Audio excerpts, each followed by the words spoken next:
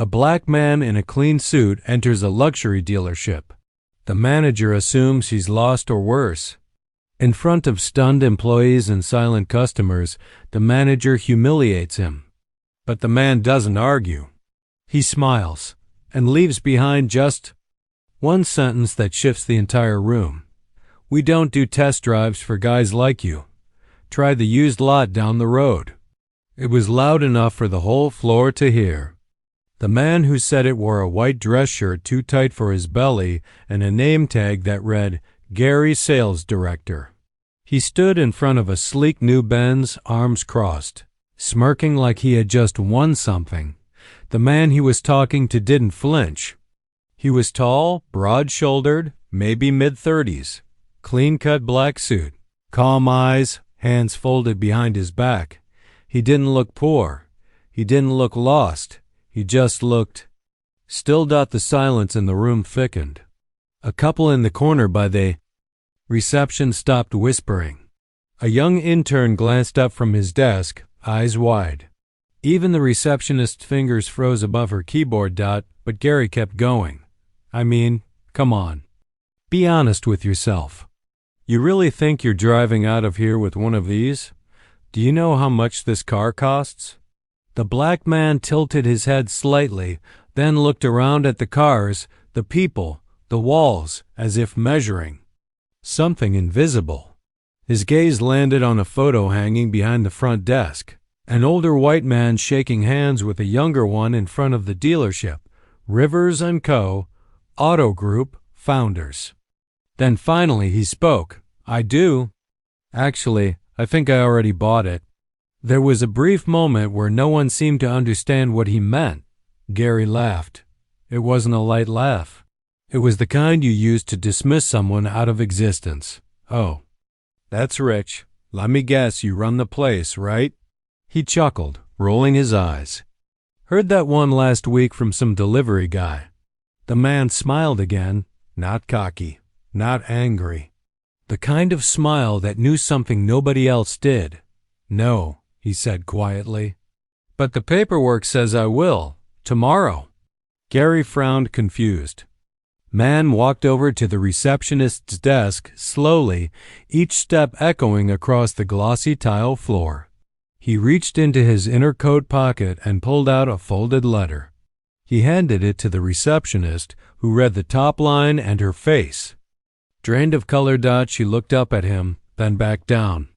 This is from corporate." Gary was walking over now. "What is it?" The receptionist stammered. "It's a change of ownership announcement, effective tomorrow. All regional branches. Transferred to Mr." She looked up again. "Mr. Langston." Gary turned to the man. "Wait. What?" The man stepped closer, voice soft but sharp like glass. "I'm not here for a test drive. I came early to get a feel for the place, to see what kind of people I'll be managing." Gary opened his mouth. Nothing came out. Mr. Langston leaned in slightly. "And now I know." He took the letter back gently, nodded to the receptionist, then turned toward the exit. But just before he reached the door, he stopped. Without turning around, he said one line that sucked every drop of air out of the room. "Pack your things before 9 a.m. And then he walked out, the dealership so quiet you could hear the second hand on the wall clock ticking. Outside, the sun lit up the side of his face. He closed his eyes briefly and exhaled. Somewhere behind him, a glass door swung shut. Gary slammed his office door so hard the blinds shook. "Cindy." He barked through the glass. The receptionist poked her head in, nervous. "Yes? Where the hell did that guy come from? Who is he? And what was that paper you just read like it was the Bible?" She stepped in cautiously, holding the letter. "Again, I don't know, Gary, I swear, but this is real. It's on River & Co. letterhead. I don't give a damn about the letterhead." He snapped. "You ever hear of this guy before?" "No, but exactly." He snatched the letter from her, eyes darting over the page. He stopped at one line, effective June 27th, Full ownership of all River & Co. dealership branches will transfer to Mr. Elijah Langston. As per the acquisition agreement ratified by board majority, Gary's face went pale.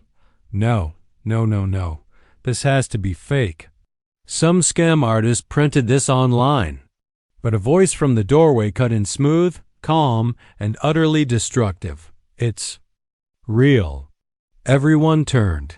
Standing there in a tailored suit was a man in his early 50s, Reginald Pierce, the regional vice president for River & Co. "I got the confirmation an hour ago," Pierce said. "Corporate just signed the final paperwork." Gary's jaw dropped. Pierce walked in slowly, giving Gary that same tired, disappointed look he'd received too many times before. "And you," he added with a sigh, "just insulted the man who now owns the building you're standing in." Gary laughed nervously. "Wait, no. Reg, come on. That guy showed up looking like what?" Pierce asked flatly. Gary opened his mouth, then closed it. A few staff had wandered toward the door, pretending to walk by but clearly listening.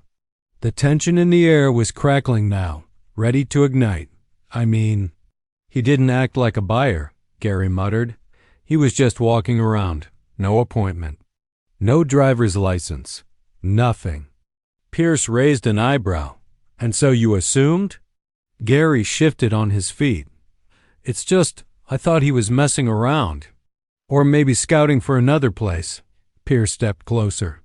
"Let me tell you something. Mr. Langston has been visiting our branches for 3 weeks, quietly, watching, listening, evaluating." Gary blinked. "He didn't want to make an announcement until the ink dried," Pierce continued. "Said he wanted to see how people behaved when they thought no one important was watching." Silence. "And now?"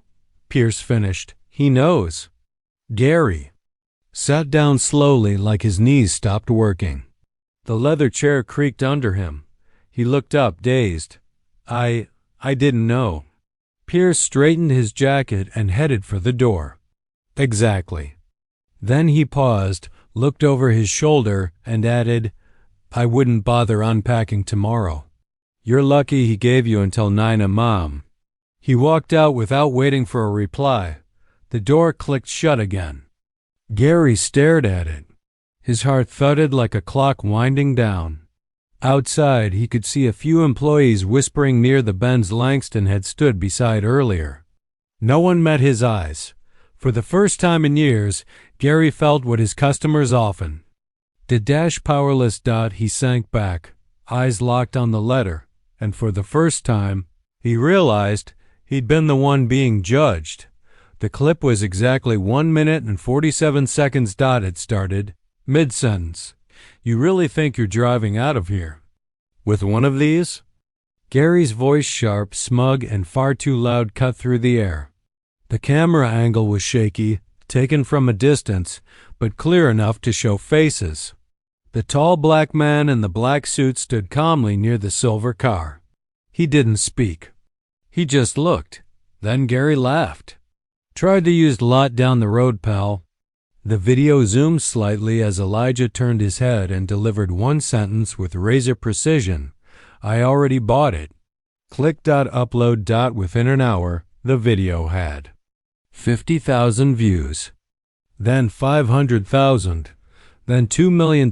He owns the lot. Hashtag fired by tomorrow. Hashtag Elijah Langston trended by midnight. Reddit threads filled with reactions like, "This is the calmest power move I've ever seen. Dude just snapped this man in half with a sentence. That Gary guy is done. Is this real life?" Twitter was worse. Screenshots, memes, reaction videos. People reenacting the line. Duets on TikTok. Some even found old reviews of the dealership claiming rude management and racist undertones. Suddenly, Gary wasn't just one man, he was a symbol. And Elijah? He hadn't said a word. He wasn't posting, not commenting, not even liking the tags, but the silence only added fuel. Everyone wanted to know, who was this man? Inside Elijah's condo, lights were dimmed. He sat on a balcony with a cup of tea, scrolling the feed. Not to watch himself, but to study the world's reaction. Beside him, his assistant Maya spoke quietly. "They're trying to reach out," she said, holding her phone. CNN, MSNBC, even TMZ. "I know. You want me to schedule a statement?" "No." She looked at him. "Are you sure?" Elijah nodded. "Let them talk." "But they're eating Gary alive out there." "You don't want to say anything?" He looked up at the stars, then sipped his tea. "He spoke enough for both of us." Maya paused, then smiled slowly. "That's cold. That's business." Back at the dealership, Gary couldn't sleep. He had tried, tossed, turned, scrolled. Deleted, then tried again. But the comments wouldn't stop. He read them obsessively, each word cutting deeper than the last. He checked LinkedIn. Elijah Langston's profile now had a banner. CEO Langston Automotive Group, formerly River & Co. His photo? That same quiet stare, suit pressed, hands folded, no smile. Just presence. Gary threw his phone down. His wife stirred beside. "Him, what's wrong now?" He didn't answer. The glow of the screen lit his red face. And right before he shut it off, one final tweet burned into his vision. "Funny thing is..." Elijah never had to raise his voice, because dignity screams louder than arrogance.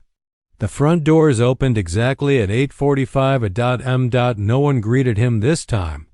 No awkward laughter. No fake smiles. Just silence. Elijah Langston walked in with a calm, measured pace, black suit, subtle cufflinks, a folder under his arm. His eyes scanned the dealership not with vengeance, but with precision. Every wall had changed overnight. Where River & Co. once hung in silver chrome, a matte black plaque now read, "Langston Automotive Group. Respect is not optional." The slogan wasn't a threat. It was a mirror. Cindy, the receptionist, stood immediately. "Good morning, Mr. Langston." He nodded politely. "Morning, Cindy." Behind her, several employees quickly shut down gossip and stood straight. Gary's office blinds were closed. No one had seen him since sunrise. Elijah walked to the glass conference room. It was empty except for a pitcher of water and a tray of untouched pastries.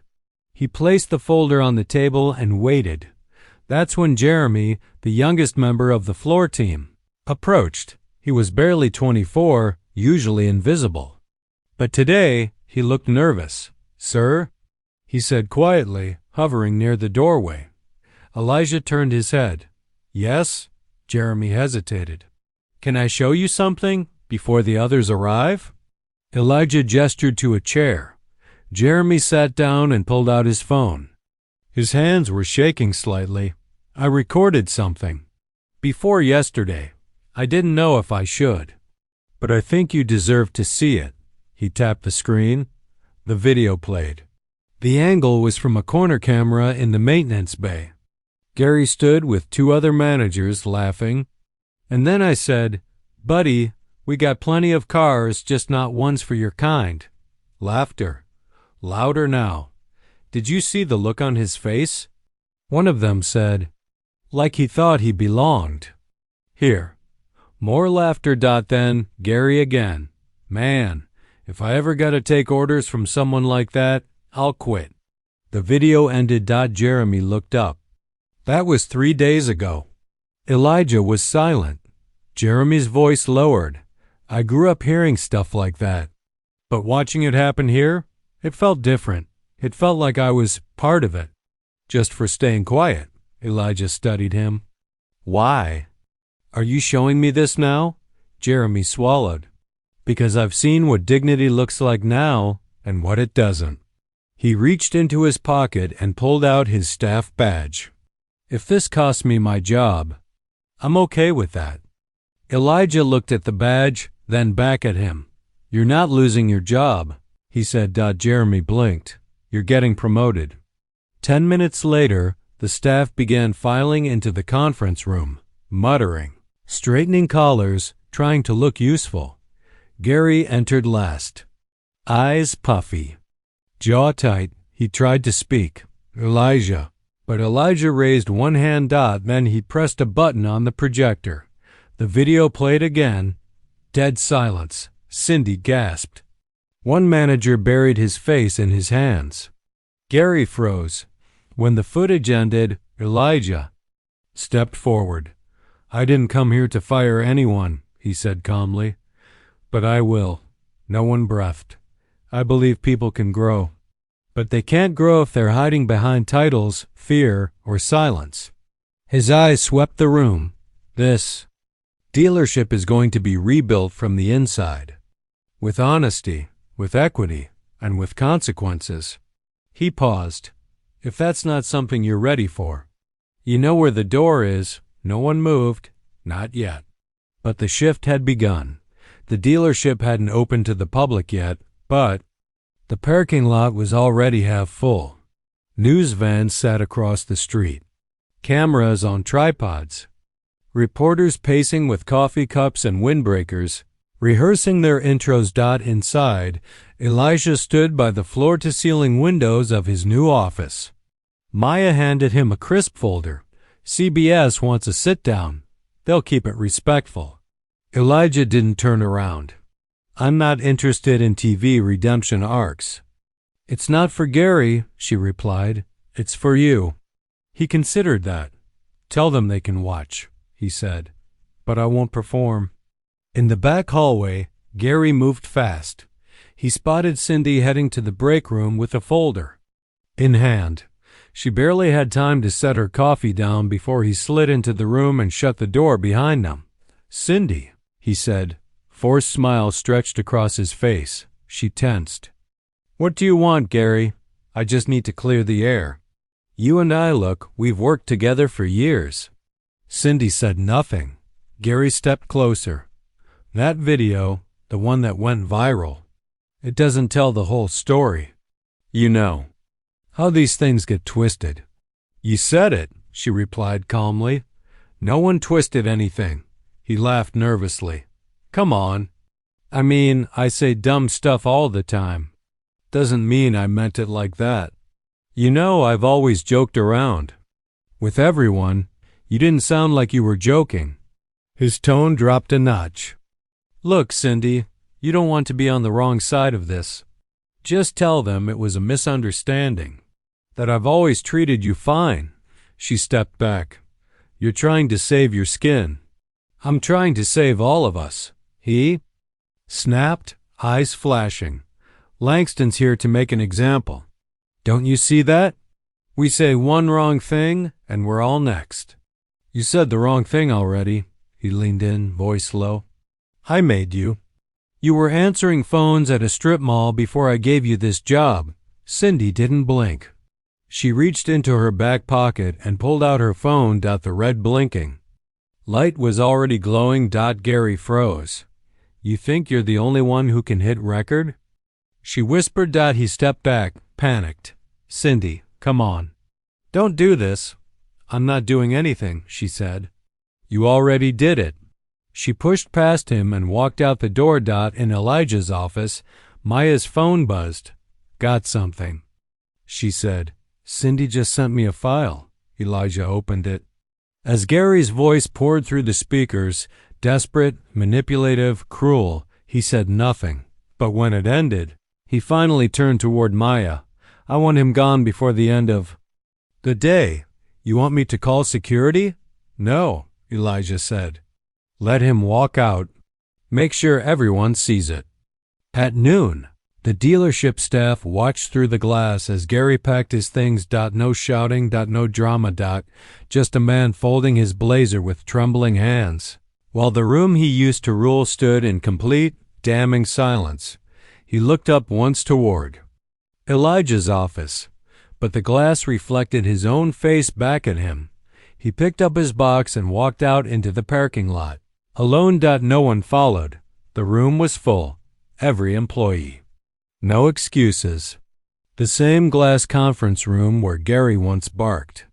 Orders now echoed with silence and nervous energy. Elijah stood at the front. No slideshow. No corporate jargon. Just a single notepad, untouched. "I'm not here to impress you," he began. "And I didn't come to punish you." People shifted in their seats. "I came to restore something that's been missing from this place for a long time. Dignity." A few looked up. Others dropped their eyes. He continued, "I've seen the reviews. I've heard the whispers. The way certain customers were handled. The way employees were treated differently depending on how they looked or how silent they stayed." His voice stayed calm, but every word hit like iron. "Let me make this clear. That ends now." A pause. Then, "Excuse me, Mr. Langston," came a voice from the back. Everyone turned. It was Dale, late 50s, senior sales consultant, 20 years in the company, rumored to have been Gary's right hand. His arms were crossed, mouth set like he was chewing on something sour. "You got a problem, Dale?" Elijah asked evenly. Dale didn't back down. "I just think you're coming in here with a lot of big talk. About culture, dignity. Sounds like a PR speech." A few employees went still. Cindy's mouth tightened. Jeremy tensed in his seat. Elijah raised an eyebrow. "Go on. I've been here longer than anyone." "I helped build this place," Dale said. "We made numbers before anyone even knew your name. So excuse me if I don't throw out the rule book just 'cause you decided to buy yourself a dealership." You could have heard a pin drop. Elijah walked toward him slowly, not threatening, just centered. When he reached Dale's table, he stopped and looked him straight in the eyes. "You're right about one thing," Elijah said. "You did help build this place." He let that settle, but don't confuse building something with owning it. Dale blinked. "You were part of a system that rewarded arrogance, and I don't blame you for surviving it. But if you think this place belongs to your comfort zone, then you're standing in the wrong building." Someone across the room exhaled. Another quietly nodded. Elijah leaned in just enough for Dale to feel the pressure. "You don't have to like me, but you will treat people like they matter. Or you'll walk out just like the last guy." Dale looked like he wanted to say something, but nothing came. Elijah straightened, turned to the room, and said one last thing. "This isn't about me. It's about whether you want to be remembered for the deals you closed or the people you uplifted." Then he walked out, leaving the door open behind him. Dale stayed frozen for several seconds until Jeremy reached over and slid a water bottle his way. "You all right?" he asked quietly. Dale didn't respond, but he didn't leave either. And for the first time in a long time, he looked uncertain. The bell above the front door chimed softly. Jeremy glanced up from his desk and froze. Black couple stood just inside the entrance, hand in hand. Mid-30s, nicely dressed, with a little girl between them holding a stuffed fox. They looked around, cautiously, as if expecting someone to stop them, to redirect them, to tell them they were in the wrong place. They didn't say a word. Cindy rose from behind the front desk. "Welcome to Langston Automotive," she said gently. "Can I get you anything? Water? Coffee?" The husband blinked. We're just looking." "For now," Cindy smiled. "Take your time. No rush." Jeremy stood. He didn't hesitate. "I'd be honored to help if you're ready." The wife's eyebrows lifted slightly. "You sure?" "Absolutely." Jeremy said. They exchanged looks, then stepped forward. From the second-floor window, Elijah watched everything unfold. He saw the girl press her face against the glass of a cherry red SUV. He saw the mother softly smile at something Jeremy said. And he saw the father's body relax ever so slightly, as if someone had finally let air back into the room. Maya stood beside him, arms crossed. "You think they know who you are?" she asked. Elijah shook his head. Doesn't matter if they do, it's better if they don't. Why? Because the culture shouldn't depend on my name, he said. It should live in the way people are treated when no one's watching. Maya smiled faintly. You sound like your father. Elijah's jaw tightened slightly, then relaxed. That's the idea. On the floor, Jeremy handed the father a brochure and pointed out a few model options. The mother was asking about safety features. The daughter was still talking to the stuffed fox. Dale watched from across the showroom. He hadn't said a word since the meeting earlier that morning, but something was different in his eyes now, less defiant. More. Searching. He stood slowly, then walked over to Elijah's office upstairs. He knocked once and entered. Elijah turned. I was watching, Dale said quietly. I figured. Dale hesitated, then added, I never realized how long it's been since a family like that felt like they could belong here. Elijah said nothing. Dale looked down. I got a granddaughter. She's 6. Looks just like that little girl. I don't ever want her to feel like she has to walk quieter through life. Elijah's expression softened. I was wrong, Dale said. Doesn't matter how long I've been here. If the place wasn't right, then it needed to change. He reached into his pocket and pulled out something. A handwritten note, folded in half. What's this? Elijah asked. Names, Dale said. Employees who got passed over, ignored, treated different. You'll want to know who's really been doing the work. Elijah opened the note and read silently. I appreciate this, he said. It's not easy. No, Dale replied. But it's right. He nodded once and turned to leave. Downstairs, the family sat at Jeremy's desk. Papers were being signed. Smiles were being exchanged. The little girl giggled and whispered to her stuffed animal. He said, we can take it today. The fox nodded. So did Elijah, watching from above. The dealership was quiet after hours. Rain tapped softly on the showroom windows. Most of the lights were off except for a few along the edges, casting a warm, golden glow across the tile floor. Elijah sat in his office alone. A folder of signed contracts rested on the desk, but his mind wasn't on paperwork. He opened the bottom drawer and pulled out a photograph. It was old, curled edges, slightly faded. A younger version of himself, maybe. 17, stood beside a tired-looking woman in a Walmart dress. His mother. Behind them, a dealership sign glowed in the background. River & Co. Your dream. Delivered. But the photo didn't tell the whole story. 15 years earlier. Same city. Different life. He remembered the way the salesman had looked at him. And his mother, when they walked into that showroom. No smile. No welcome, just suspicion.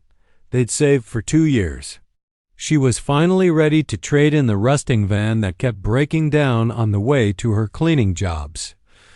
Elijah had done the math, researched the car, calculated interest, printed comparison. Sheets from the library printer. He was proud, excited, hopeful, but the salesman didn't even let them finish a sentence. We don't do financing for your situation, he said, eyes flicking to their clothes. His mother's face had frozen.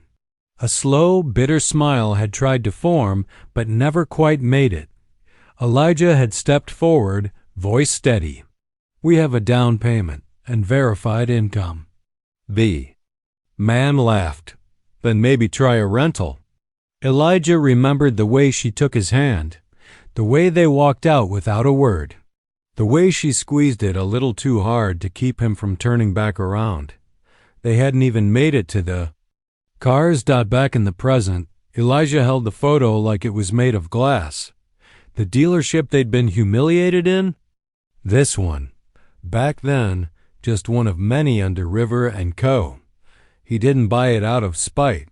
He bought it to rewrite something. A soft knock broke the silence.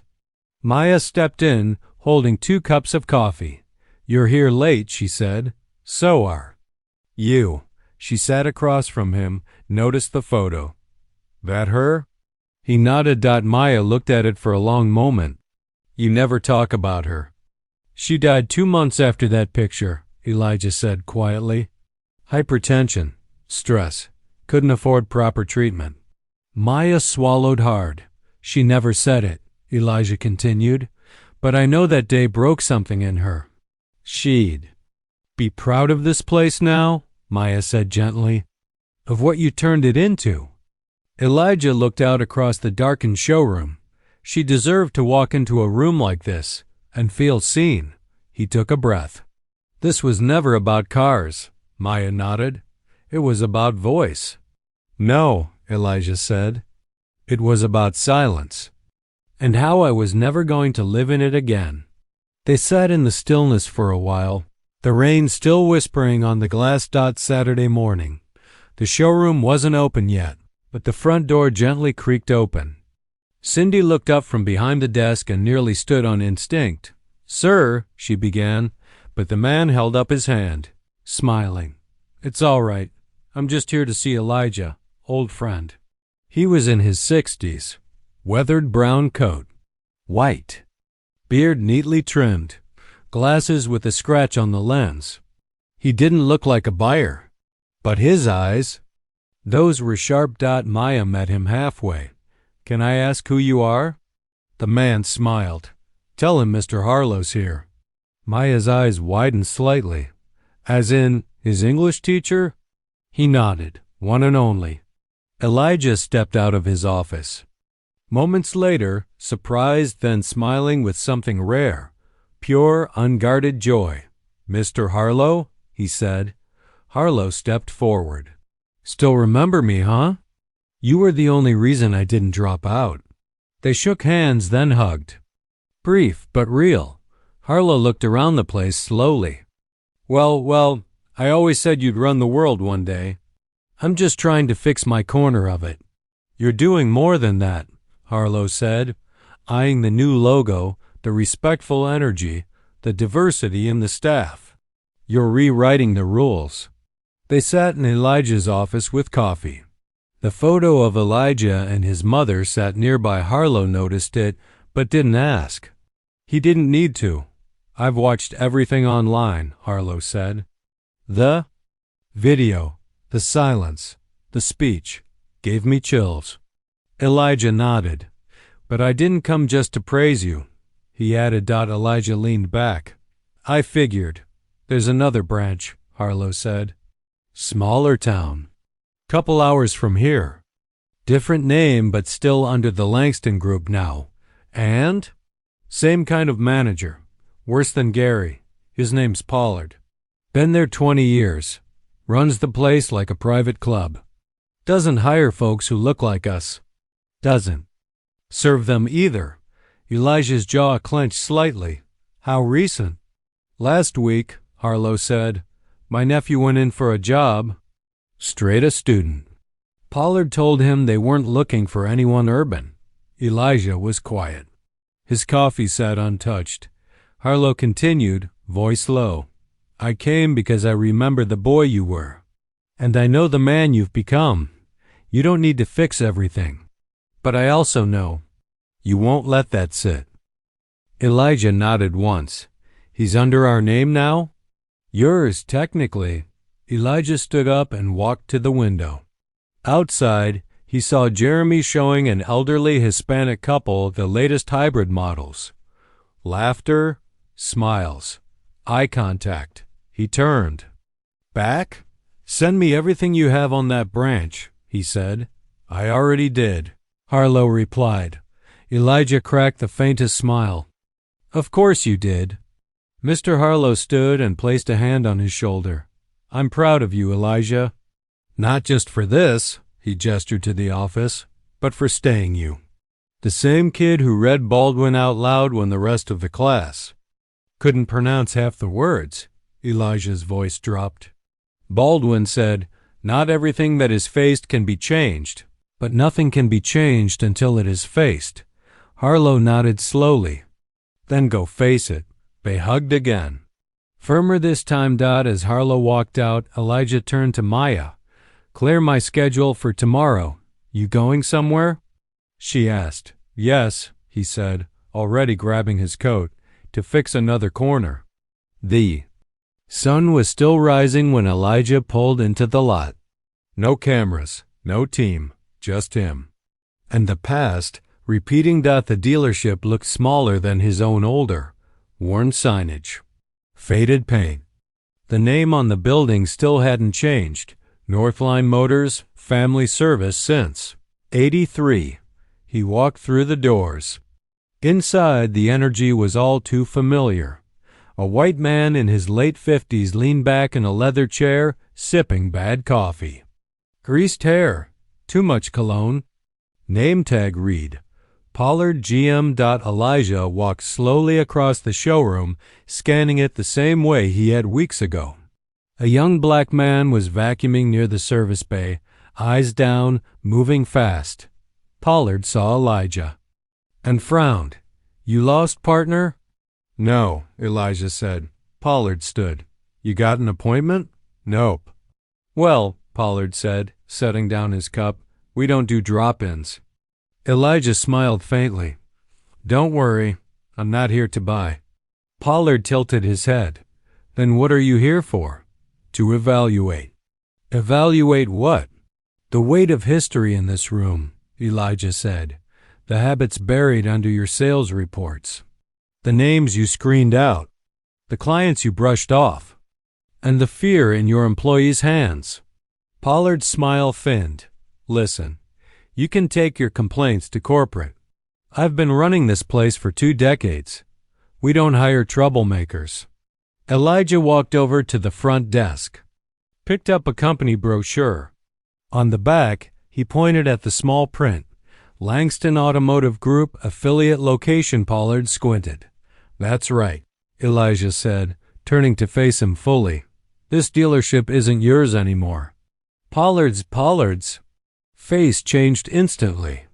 Wait, what? Elijah stepped closer, lowering his voice just enough. I'm not here to fight you, Mr. Pollard. I'm here to remove you. You can't just... I already did. As of 9 a.m., you're done here. Your passcode's been disabled. Your exit papers are in the back. I suggest you read them before you try anything dumb. Pollard flushed red. This is some kind of... Elijah held up a folder and handed it to him. Inside, transfer documents. Employee grievances.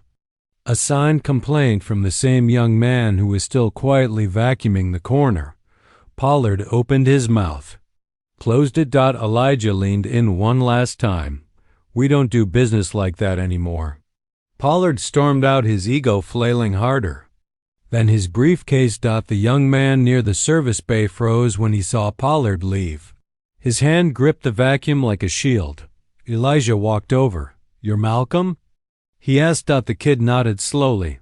Yes, sir. I read your complaint. Malcolm tensed. I didn't know if anyone would actually see it. I did, Elijah said. And starting today, you report directly to me, full time, with back pay for the hours he docked. Malcolm blinked fast. Are you serious? Elijah smiled. Dead serious. Then he handed him a new badge. It read, Customer Experience Manager. Malcolm looked down at it for a long time, like he didn't believe his own name. By noon, the building had a new logo, same black plaque, same silent message.